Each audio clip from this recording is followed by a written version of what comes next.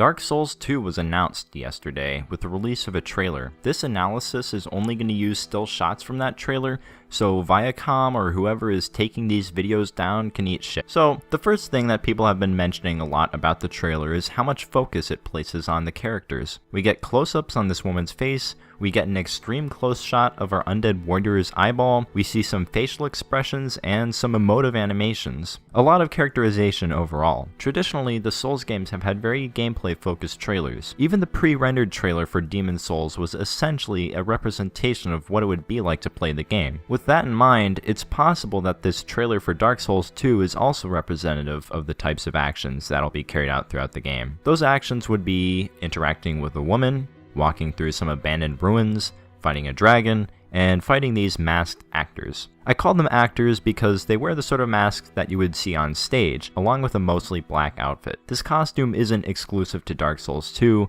it's somewhat traditional. You can even find it in other video games, and in those games, it represents the role of the actor. The role of actor is synonymous with the role of player, so this actually might be an element of the online multiplayer in Dark Souls 2. That's speculation, by the way, if you didn't know. Moving on, to many people, Dark Souls didn't have a story. They weren't interested in the lore, and the lack of plot or direct character interaction made it seem like a series of disconnected events. If Dark Souls 2 is going to be more straightforward and accessible, that may simply mean that it will have a plot of some sort on top of the lore. The imposition of a narrative structure on Dark Souls 2 would also reflect part of the transition between Demon's Souls and Dark Souls. Demon's Souls consisted of 5 different loosely connected areas which the player frequently warped between. Dark Souls was much more structured in terms of geography, game progression, and mythology thanks to its fully connected open world. Frankly, there is no way to directly represent the number of events which take place in the lore of Dark Souls. That's why it occupies the space of mythology and would continue to. As for the dragon, consistent with this trailer's theme of having a plot, we see the same dragon at what looks like the onset of the Undead Warrior's journey, and then much later on. In the later scene, there's also evidence to support the idea that the lore of the series will be able to coexist with the narrative, and there's also something which suggests that Dark Souls 2 is a prequel. Leading up to the dragon's nesting area is a bridge identical to the one in the Painted World, and the nesting area itself is surrounded by a primitive, crumbling circular structure made of rough materials which mimics the structure central to the Painted World. Well then, wouldn't this be set in the future, where the Painted World has fallen into ruins? It's more likely set before the Painted World was reconstructed as a prison for Priscilla, because in Dark Souls, we actually see what's left of the dragon from the trailer. Aside from the Valley of Drakes, the undead dragon in the Painted World is the only one in the entire game, so one thing we should expect to learn about in Dark Souls 2 is how on earth an undead dragon even comes into existence. The environment is really still the star of this trailer because a whole lot of time is devoted to just showing the undead warrior walking around in ruins. So much so, in fact, that this could even represent a shift in the pacing of Dark Souls 2. In these scenes, the warrior has the time to switch to carrying a torch and to look around. Note the torch. In Demon's Souls, there was an explanation for the light that came off of your body, but in Dark Souls there wasn't. Maybe in Dark Souls 2 we'll be back to having an explained light source. Even in the forest where he draws his sword, there's nothing visible confronting him. If Dark Souls 2 is going to be a journey to Lordran, it might be a quieter one, less frequently punctuated by combat. This would also be in line with the designer's stated goal of broadening the game's accessibility, albeit in an odd way. Games like Journey and Shadow of the Colossus are definitely more accessible to a broad audience, but they never actually seem to reach that audience, and in the process they alienate many gamers who expect constant action.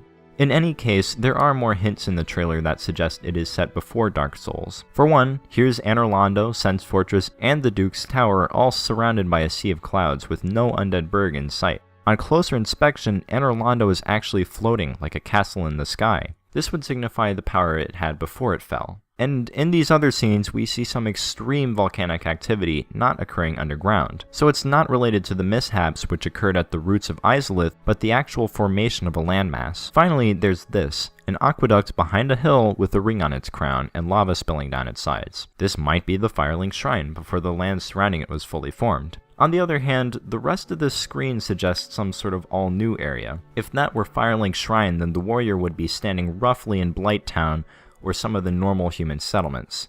That's not too improbable, but then there's these buildings. Modern architecture?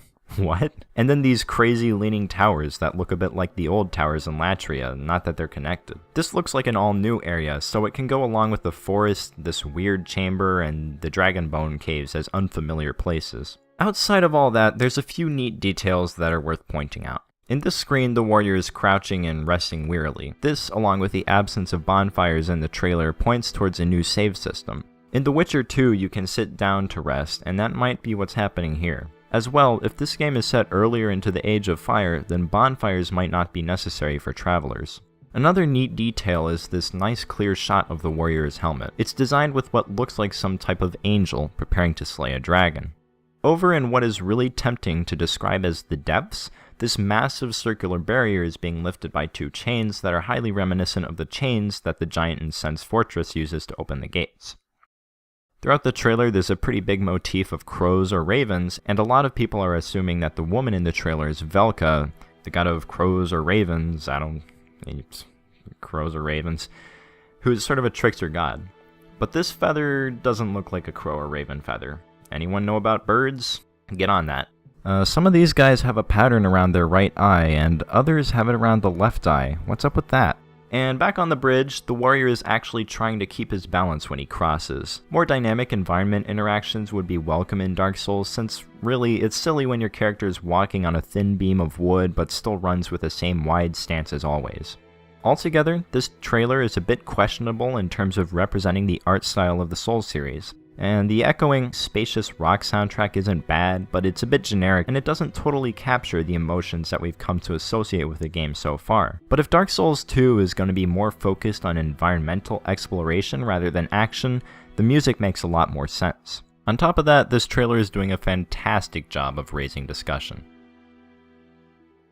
This video is 90% speculation, so feel free to give your own theories. Let's hope that Dark Souls 2 changes things up a lot, but continues to provide the thrilling victories that we've come to love.